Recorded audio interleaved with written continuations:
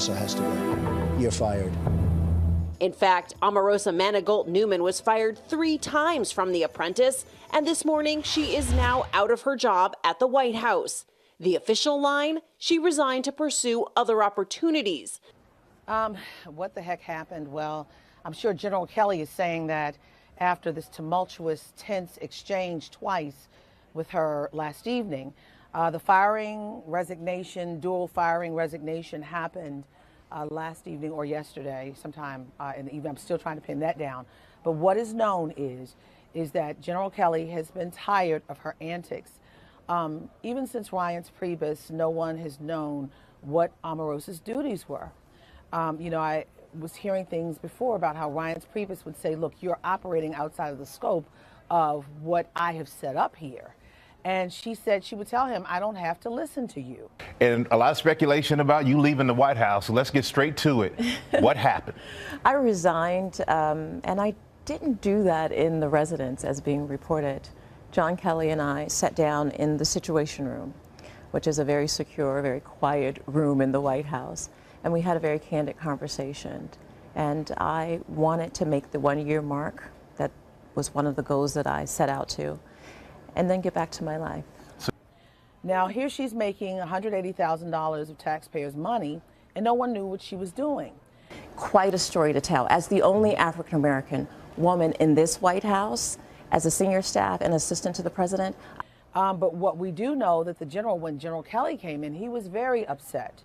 What is your relationship like with him? What was your relationship like with him? John Kelly was the chief of staff, and as an assistant to the president, there's about 30 of us. We all report to the chief of staff. And when he came in, it was during a lot of turmoil.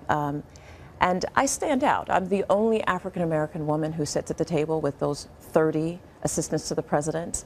And we all had to adjust to his very different militaristic style. But I had a very clear outline, defined role for what I did. And every captain, every coach gets an opportunity to use a sports analogy to choose their team. Donald Trump chose me for his team. I'm not certain, as John Kelly was starting to develop his team, that that's someone that he wanted me to be on his team. With her behavior, how she was stirring the president up, I would say she was the mood changer for the president. The president would be in a good mood, they say, and then she would go in and point out an article or something, a news piece, and it would turn the president's mood. Omarosa is or was a friend of President Trump, and she used to have walk-in access, but that was cut. Walk-in access to the Oval Office. Oval Office, and apparently but General Kelly changed that. Yeah, he changed that. And because of your relationship with the president, they say you're able to walk in. They say you're able to just walk into the Oval Office. But John Kelly comes in, he says no more of that. Did that happen? Did he restrict your access? No, first of all, he brought order, much needed order to the West Wing. Absolutely. If the president called us and wanted to talk to us, then we went to talk with him. I went into the Oval to talk with the president anytime. But you had to be called in, or were you able to go on your own? The president, as you know, reads a lot of news. He watches a lot of news. If he had a question about something that he saw and he wanted information, he would call us. If I had to ask him something, I was very respectful of the process. Certainly, I had more access than most, and people had problems with that. People had problems with my 14-year relationship with this president.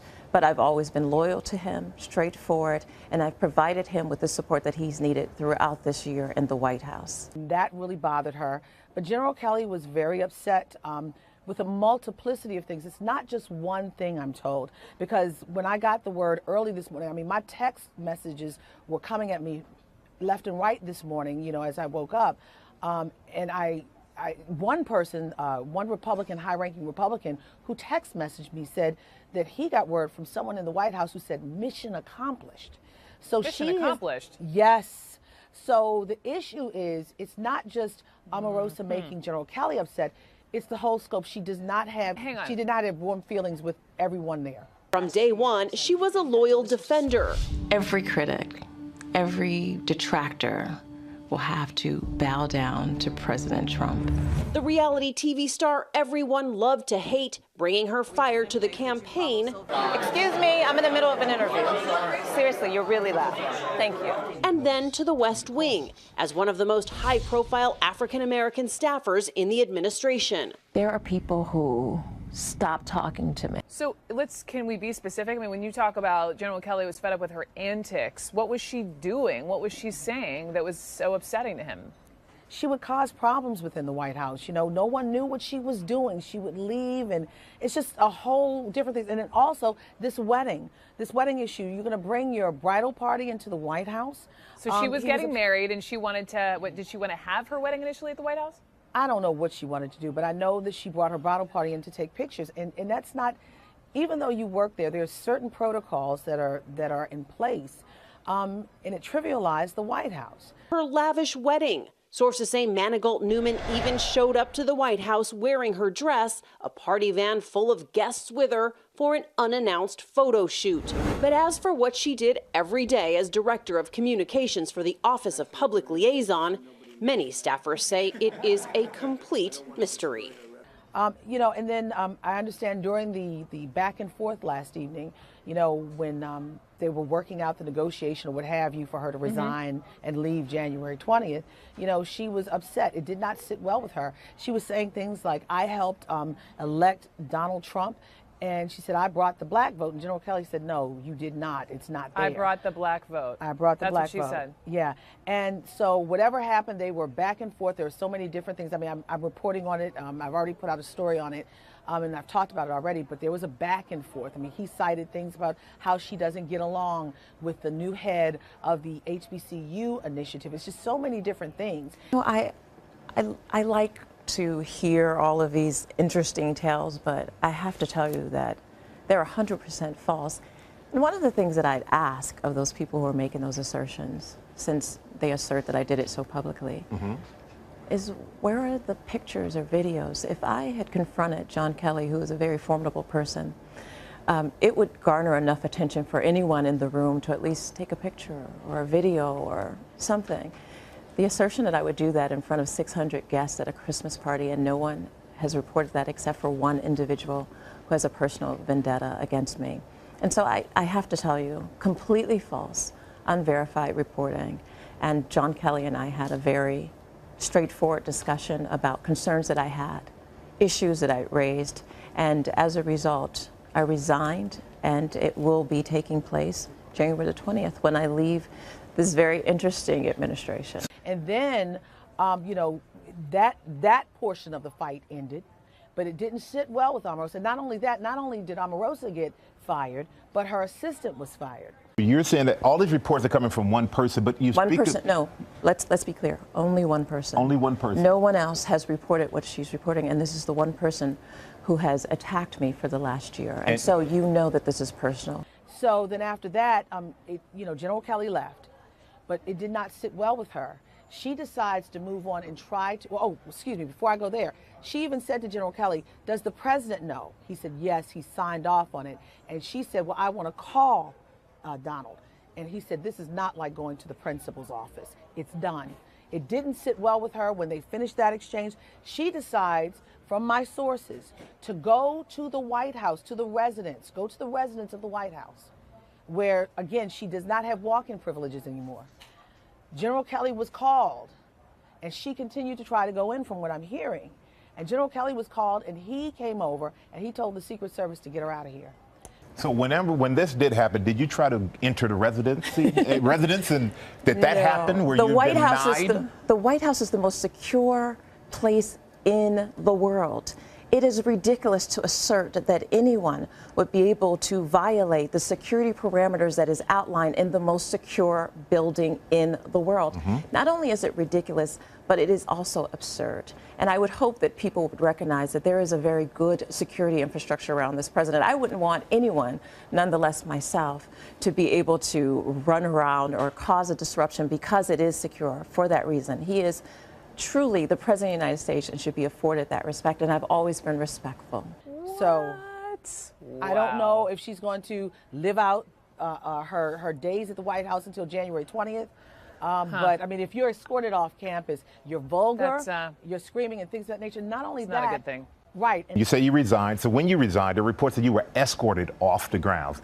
Were you escorted off? No, I was not. And in fact, Secret Service put out a statement because I think that they were bothered with the assertion that they were involved with any type of escorting or shutting me down, that sort of thing. And I think you should take the word of the U.S. Secret Service over someone who has a personal vendetta to bring me down, and they personally gain by continuing to advance these false narratives. Well, one thing the Secret Service did tweet out is that they deactivated your pass. So you get 2 passes. But if they do that, but you're going to work until the 20th, why would they deactivate your pass I'm glad now? you asked me that, because there are 3 complexes in the White House. And as you are restricted or limited, your access to certain areas is restricted. And so, obviously, with me leaving, I wouldn't be given in advance the same type of access to classified information, to personal presidential communication. And so that access changed, which means that my pass has to change. And so what they tweeted was correct. 1, I was not escorted. You can believe the Secret Service of that. And they're deactivating my pass, reducing and restricting it to areas that I can only go, was absolutely correct, and it should be done in that way. As people's roles in the White House change, so should their access. What they tweeted is correct, and I believe that CNN should correct their reporting based on the fact that Secret Service advanced that statement that I was not escorted, I did not cause a disruption, and I believe that their word is truly valid. Not only that, I'm hearing from sources, people are calling and texting me from everywhere. She's sending emails to an apology email to many people at the White House saying something of the effect, if I've done something to you, I'm sorry. And I want to ask you something about one of your friends said, Armstrong Williams. Mm-hmm. Armstrong Williams told the Washington Post you were unhappy with Trump's handling of Charlottesville and also his endorsement of Roy Moore. Is that true? You know, because I am serving until the 20th, I have to be very careful about how I answer this.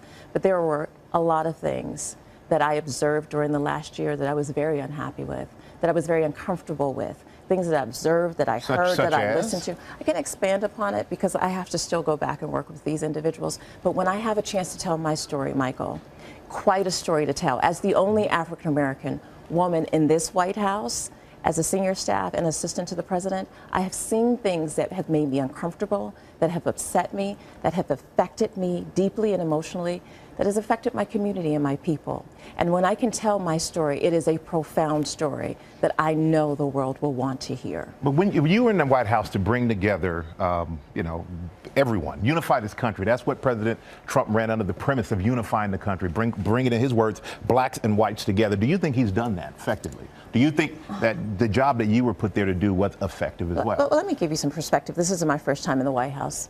I served in the Clinton administration. Mm-hmm. This is my second tour of duty serving my country, and I take it very seriously. Every administration, they seek to unify the country. President Clinton had the Commission on Race because he was concerned about how divided the country was. At the end of that report, they said that they hadn't achieved their goal of unifying the country. That's after 8 years. But I don't want to talk about President Clinton. I want to talk about our country now with President Trump, though. Because people forget that I'm not new to this. I've been in politics for a very long time, and I know what I'm doing. And what was trying to be done 20 years ago and what you're trying to say that we didn't accomplish in 11 months is a little ridiculous. We've been there 11 months to unify a nation that was truly divided by one of the most complicated elections in history. To do that in 11 months is almost impossible. But did President Trump try? I think that he tried in his own way. There are things that he could have done and things that this administration needs to continue to do to try to bring this country together. And hopefully they'll succeed for the good of this nation. And you talked about your tour of duty in the White House. One quick thing. You said, This summer, I fight on the front lines every day. If you're not at the table, you're on the menu. Where you're no longer at the table. So where does that leave you now? Well, no longer at the table, but still engaged and involved in advancing this country, still making sure that I'm fighting for my community and fighting for issues that are passion to me, and remarkably trying to do that and be certain that I am remembered as somebody who's committed to advancing this country. Omarosa, thank you for joining me and telling your story.